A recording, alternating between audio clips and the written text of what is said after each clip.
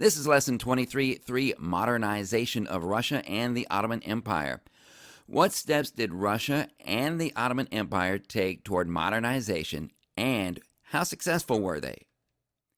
College Board Topic 6.6 says, explain how and why various groups reacted against the existing order from 1815 to 1914, and quite a bit of that happened in Russia and the Ottoman Empire. In the first half of the 19th century, revolutionaries attempted to destroy the status quo. The revolutions of 1848, triggered by economic hardship and discontent with the political status quo, challenged conservative politicians and governments and led to the breakdown of the concert of Europe. In Russia, autocratic leaders pushed through a program of reform and modernization, including the emancipation of the serfs, which gave rise to revolutionary movements and eventually the Russian Revolution of 1905. College Board Topic 7.3, National Unification and Diplomatic Tensions. Explain the factors that resulted in Italian unification and German unification. And we aren't really talking about Germany and Italy here, but they are united with what we are talking about because they revolve around the end of the concert of Europe. The Crimean War demonstrated the weakness of the Ottoman Empire and contributed to the breakdown of the concert of Europe, thereby creating the conditions in which Italy and Germany could be unified after centuries of fragmentation. So there you see the Ottomans and Italy and Germany and the concert of Europe and the Crimean War all in one short paragraph. Places: Russia and the Ottoman Empire from about 1805 to about 1909. And you don't see the entire Russian Empire or the entire Ottoman Empire here, but you do see where they meet, and you can see that both of these empires take up quite a sizable chunk of Europe. Key concepts of the modernization of Russia and the Ottoman Empire. You have the Crimean War. You also have the Russo-Japanese War. You have serfdom and a zemstvo. What is a zemstvo? And you got the Tanzimat Reforms. Key people of the modernization of Russia and the Ottoman Empire: Nicholas I, Alexander II, Sergei Witte, Pyotr Stolypin, and Muhammad Ali. Russia and the Ottomans experienced different crises from those of Italy, Germany, and the United States. These were both vast empires. They were multinational, they were militarized, they were absolutist, and in each, one ethnic group dominated all the others. In Russia, it was the Eastern Orthodox Russians, and in the Ottoman Empire, it was the Muslim Turks. Nevertheless, both realized that they were in serious need of modernization. Before 1850, Russian czars had four goals. Number one, oppose representative government. They didn't like that. Oppose ethnic independence. Compete with the great powers of the West, and the key to this kind of competition was modernization. Deal with the growth of protest movements. You had middle-class intellectuals who wanted a constitutional state. You had radical Marxists who wanted a socialist revolution. The Communist Manifesto had been published just in time for the revolutions of 1848. Serfdom was alive and well in Russia. Industrialization had been very slow for several reasons, and 90% of the people still lived off the land. Serfdom was little better than slavery. You were legally bound to the land you were on and to the landlord you worked for, and this was from birth to death. The Crimean War, 1853 to 1856, was a sign that the concert of Europe was on the way out. And it was a wake-up call for Russia's need to modernize. What started the Crimean War? The Congress system, the concert of Europe, was breaking down. The Ottoman Empire was weakening. Westerners all over Europe wanted to support the Christian communities that lived under Ottoman rule. And Nicholas I of Russia saw all of this as an opportunity to support the Eastern Orthodox Christians in the Ottoman Empire and carve up Russia's old rival. Nicholas I was sure that countries like Britain and Austria would help him because they were also Christian countries. But to his surprise, Western European countries came in on the side of the Ottomans rather than Russia. Why? They didn't want Russia expanding into that much territory. They didn't want Russia controlling the vital link between Europe and Asia. Western Europe felt so threatened by Russian expansion that they suspended whatever disputes they had among themselves in order to fight Russia, their fellow Concert of Europe member. Britain, Austria, France, and Piedmont Sardinia all sent troops to Crimea to help the Ottomans fight Russia. These allies actually took the fight directly to Russia. They laid siege to a fortress in Crimea called Sebastopol for almost a year. The Russians had to abandon it in 1855. In 1856, a peace treaty was signed, in Paris, of course. Casualties on all sides had been extremely high. Russia alone lost 450,000 men. The vast majority of these died due to disease. Nicholas I had died in the middle of the war in 1855, and he was succeeded by Alexander II, who lived from 1818 to 1881. The Crimean War made the Russians realize just how far behind Western Europe they really were. Economically, they didn't have enough railroads to move troops around. Militarily, they had antiquated armaments. And politically, they feared that this military disaster would cause a peasant rebellion. Social reform was needed immediately. Serfdom had to be abolished, and soon. It still took 5 years, didn't happen until 1861. Alexander II got it done. On March 3, 1861, Alexander II issued the Emancipation Manifesto. 22 million serfs were emancipated. 17 legislative acts gave the serfs citizenship and other basic rights. Results were mixed. The former serfs had the opportunity to buy about half the land they had been working. The price for the land was high, so the land had to be bought collectively by whole villages. Individuals couldn't afford it. There had been no agricultural revolution and no enclosure movement in Russia like there had been in Western Europe. There had been little experimentation with new crops or new farming methods. Collective ownership made it impossible to leave. You were completely invested in your community. Political modernization. In 1864, Alexander II established the Zemstvo in each village and region. The plural word is Zemstva. It was a village government structure. A town's Zemstvo consisted of representatives from 3 classes: peasant villagers, townspeople, and noble landowners. And this gave peasants and townspeople a voice in local affairs. Liberals were hoping that these smaller local and regional governments would lead to a national parliament. But the country's traditional bureaucracy wasn't willing to go that far. Economic modernization. 2 industrial surges happened in the last half of the 19th century in Russia. These industrial surges were able to create their own momentum. The first industrial surge was after 1860. Alexander II subsidized railroad companies, and this allowed Russia to export grain for cash. This cash created funds to build even more railroads for carrying even more grain. The Trans-Siberian Railroad was the jewel of the whole railroad system. It was 5,700 miles long. It brought literally millions of Russian settlers into eastern Russia, and these settlers grew even more grain on top of what had already been harvested. This increased supply of grain from eastern Russia facilitated more urbanization in western Russia. And this urbanization consisted largely of working-class people working in new factories. And these factory workers embraced Marxist philosophy on a large scale, and this led to the formation of the revolutionary movement by 1890. Industrialization led to the seizure of even more Russian territory. Russia incorporated lands neighboring China and the Ottoman Empire. Russian settlers built communities along the new railroad system to wherever it led to.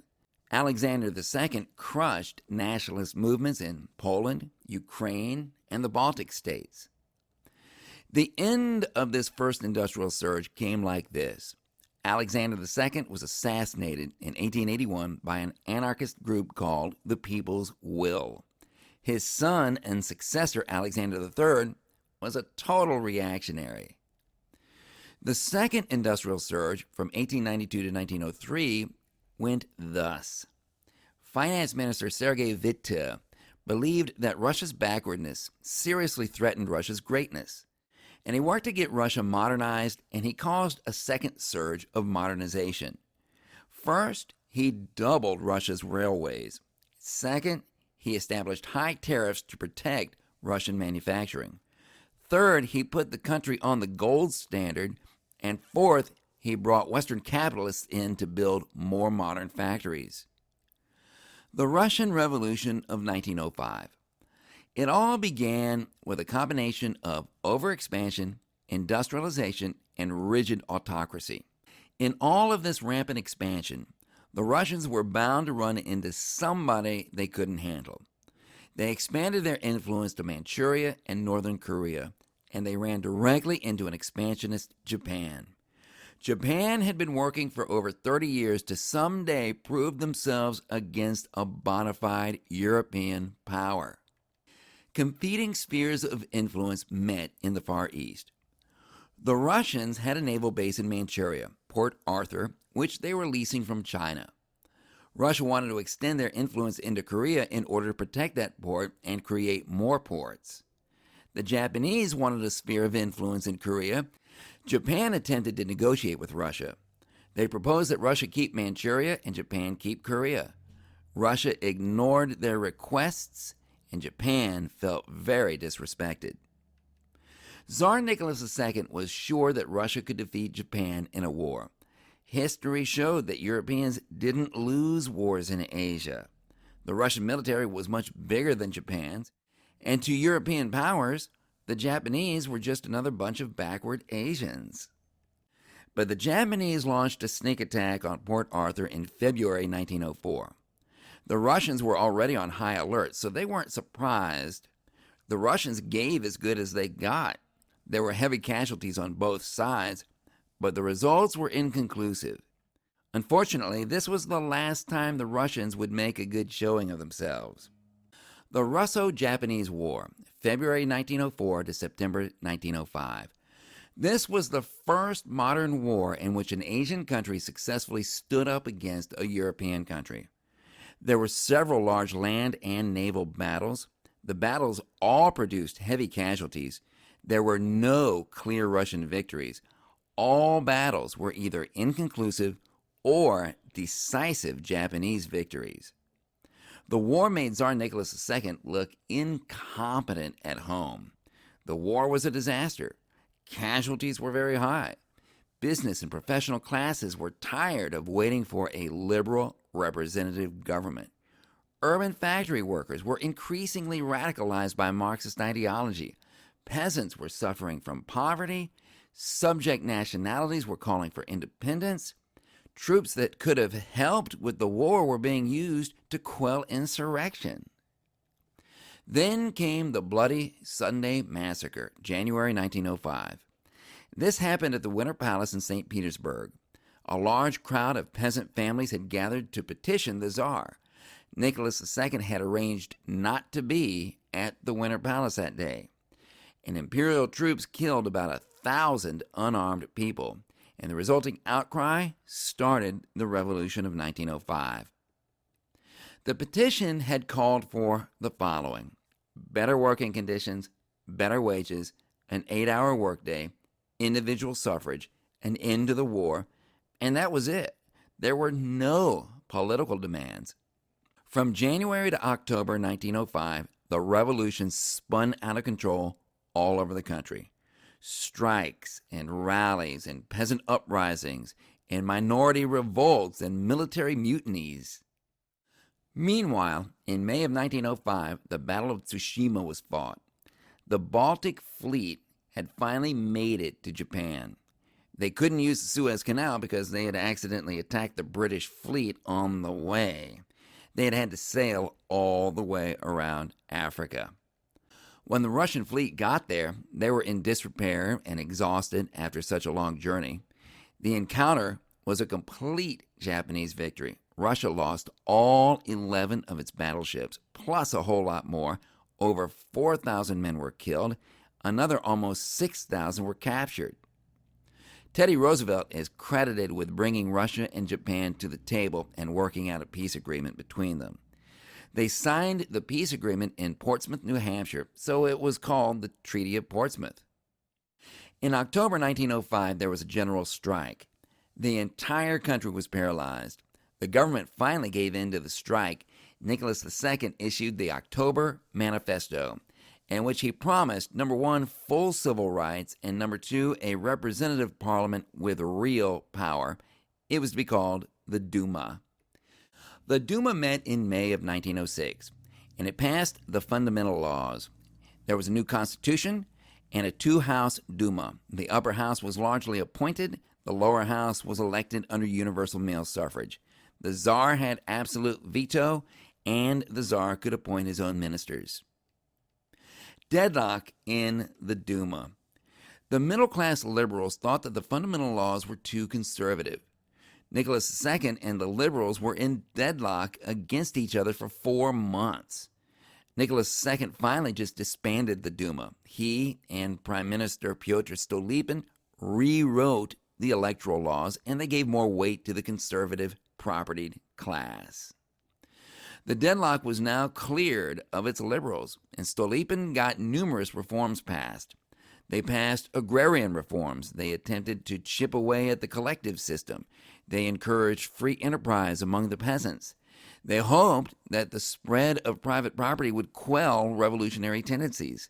In other words, if you get people to focus on making money, they'll forget about revolution. They passed educational reforms, and they passed banking reforms. Alexander III, who reigned from 1881 to 1894, brutally repressed dissidents and radicals.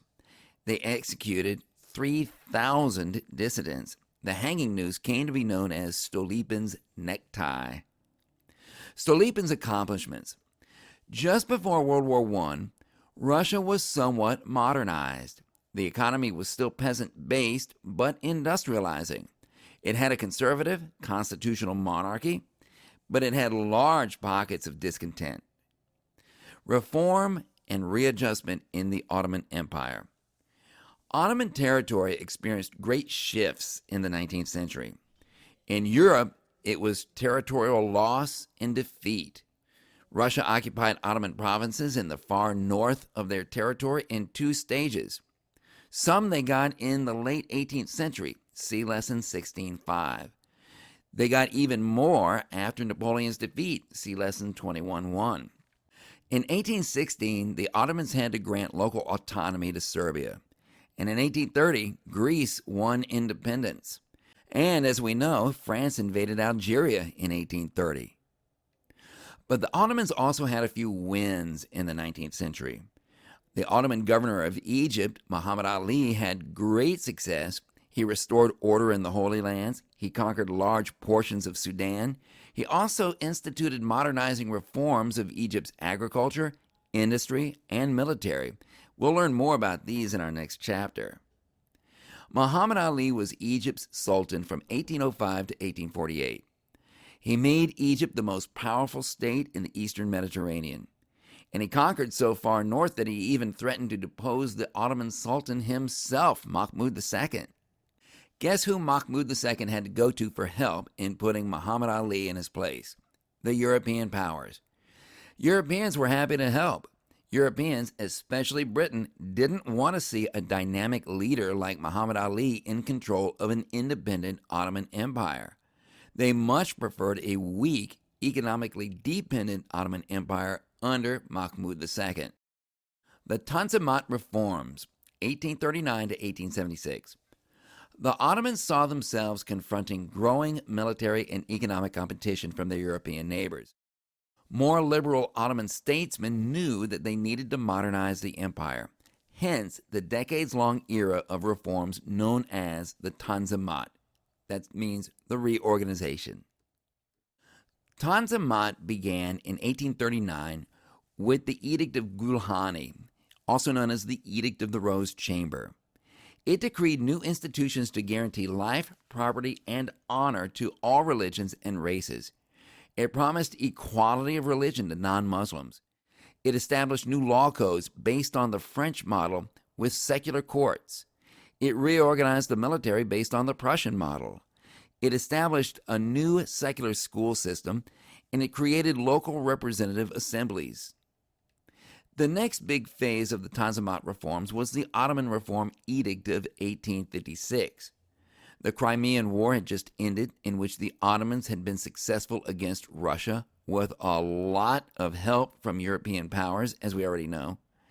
And this edict, made with European assistance, is often viewed as compensation for their help against Russia. And it was a personal promise made by the Sultan Abdul-Majid I to the peoples of his empire. It promised equality in education, government appointments, and justice to all, regardless of religion. It granted full citizenship to all subjects of the empire. It eliminated the dhimmi, the lower status for non-Muslims, and it abolished the jizya, the special tax for non-Muslims, and it promised voting reform.